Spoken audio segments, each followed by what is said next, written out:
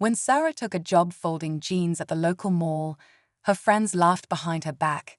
Some even said she was wasting her time, that it wasn't a real job. But Sarah didn't care. While others scrolled through their phones or complained about their shifts, she was paying close attention, watching how things worked, listening to customers, and learning everything she could about the business. It wasn't glamorous. The hours were long, the pay was low, and the respect almost non-existent. But Sarah had a vision that no one else could see. She saw potential in the store, the brand, and most of all in herself. Every sale she made, every display she fixed, every manager she helped, it was all part of a plan no one knew she was building. Her co-workers moved on. Some laughed at her when she stayed, still at the mall. They'd say with a smirk, what they didn't know was that Sarah was laying the foundation for something much bigger. Years later, that same mall job, the one everyone mocked, became her launchpad. Today, she doesn't clock in anymore. She signs paychecks. She doesn't just work in the store, she owns the entire franchise. But how did she do it? What move changed everything? And what happened when those same people who laughed came back into her life? This is a story of grit, vision, and a comeback no one saw coming. And it all started in a place no one expected. Sarah's first day at the mall was nothing special. She wore a plain black shirt, a nervous smile, and spent most of her shift just trying not to mess up. The store was busy, the music loud, and the manager barely gave her a second look. But she noticed everything. How the top-selling items were placed, how the assistant manager handled a customer complaint, how even the smallest decisions seemed to affect sales. While others just did what they were told, Sarah started asking quiet questions, taking mental notes. At home, she'd jot things down in a notebook. Ideas for displays, ways to improve customer service, even new product suggestions. No one knew about it. Not her friends, not her coworkers. To them, she was just another girl behind the register. But inside, she was building something bigger. Her family didn't understand either. When are you going to get a real career? Her uncle once asked at dinner. Her answer was always the same. I'm learning. And she was. Every slow shift, every markdown, every time she stayed late to help clean the stockroom, she treated it like training. The turning point came when a district manager visited the store one afternoon. Sarah wasn't even scheduled to work that day. She picked up the shift last minute for someone else. That one decision, something she didn't think twice about, would change everything. But it wasn't just luck. It was preparation, patience, and a quiet determination no one saw coming. And then something unexpected happened. The district manager, Mr. Purtle, walked in during the late afternoon rush. Most of the staff scrambled to look busy, but Sarah stayed focused, calmly helping an upset customer return a damaged item. She didn't even realize he was watching. Later, when he approached her with a question about store layout, she answered with confidence and clarity. She'd been thinking about it for months. He was impressed, not just with her answer, but with her attitude. He asked her to join a regional meeting as a trainee observer. That invite stirred whispers in the break room. Some coworkers were supportive, others not so much. That girl, one said, she's just trying too hard. But Sarah didn't have time for gossip. At the meeting, she was the youngest one in the room, and the only one who'd ever worked the floor. She spoke up with fresh ideas, and people listened. It was the first time she realized her voice mattered. Still, not everyone was happy about it. Her store manager, who'd always brushed her off, suddenly saw her as a threat. Shifts were cut. Praise turned into passive remarks. The environment grew tense. Outside of work, Sarah's friends were drifting away. They were out partying, chasing trendy jobs, while she spent her nights studying franchise operations and budgeting tutorials on YouTube. It was lonely, exhausting. And just when things seemed like they were finally moving forward, she got called into the office. No explanation, just one sentence. We need to talk. And that's when everything shifted again. Sarah sat in the manager's office, her heart pounding. The room felt colder than usual. the blinds half closed like they were hiding something. Her manager, who'd barely made eye contact before, suddenly wore a serious look. "We've had a complaint," he said. "Upper management thinks you're stepping out of line, offering ideas directly, acting like you run the place." Sarah blinked, confused. "But I was invited to the meeting," she said quietly. "I thought." He cut her off. "You're here to do your job, not change how things work." It hit her like a punch. The more she tried to grow, the more they tried to shrink her. That night, she stayed long after closing, alone in the stockroom.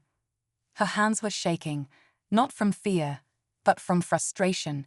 She'd worked so hard, sacrificed so much. Was it all for nothing? Then her phone buzzed.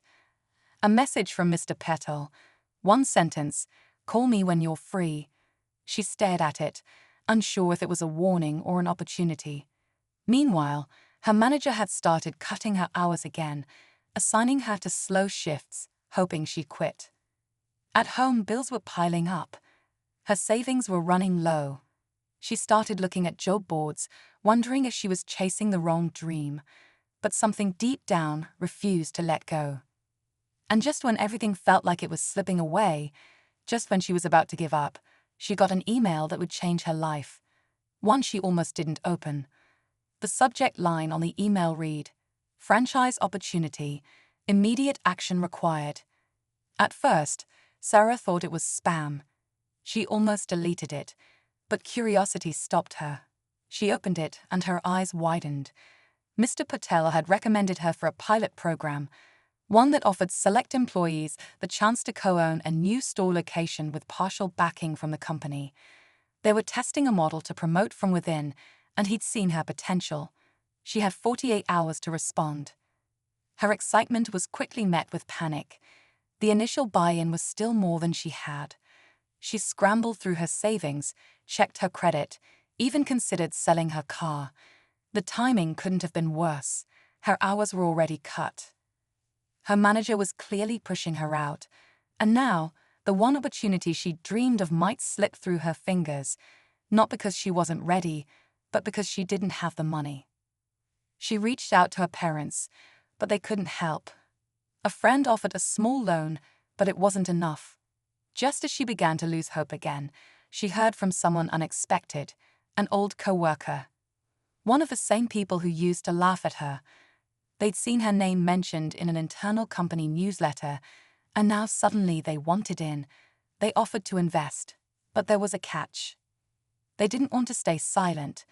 They wanted control, and if she said no, the opportunity could vanish.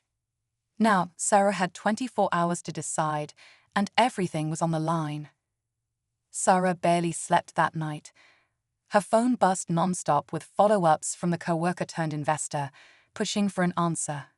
It would have been easy to say yes, take the money, sign the papers, and finally walk through the door she'd been knocking on for years. But something didn't sit right. She hadn't spent all this time working late, learning the business, and proving herself just to hand over her vision to someone who never believed in it. With just hours left before the deadline, Sarah made her decision. She politely declined the offer and instead reached out to a local women's business fund she'd researched months ago, but never contacted. It was a long shot. She explained her plan, her background, and what she'd built from the ground up. And then she waited. An hour before the company deadline, she got the call. The fund had one spot left for first-time business owners, and they were willing to back her. Just like that, she signed the paperwork and officially became a franchise owner. The same girl who once folded t-shirts in the back room now had her name on the lease.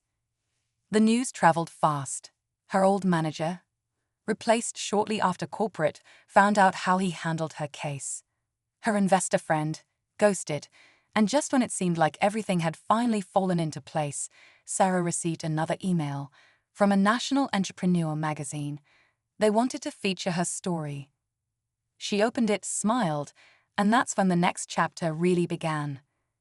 The article came out a month later, with the headline, asterisk, "From mall clerk to franchise owner, the power of starting small." Sarah read it while sitting in the office of her own store, the walls still smelling of fresh paint. The same mall where she once worked part-time now had her name listed among the business owners.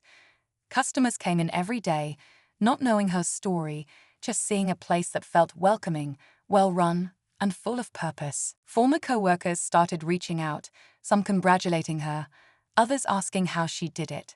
She always said the same thing. "I paid attention when no one else did," and it was true. What set her apart wasn't just hard work. It was believing that even the smallest job could lead to something bigger. Her family, once unsure about her path, now told everyone about her success. Her friends, some had drifted away, but a few returned, proud and maybe even a little inspired. As for Mr. Purtle, he stayed in touch, offering guidance as she expanded. Yes, expanded. Within a year, Sarah had her eyes on a second location, mentoring others just like her, young, underestimated, and quietly determined. The lesson wasn't just about business or money. It was about seeing value where others don't, that the job people laugh at today could be the stepping stone to something they admire tomorrow. Sarah's story wasn't about proving anyone wrong. It was about proving herself right, and that's exactly what she did.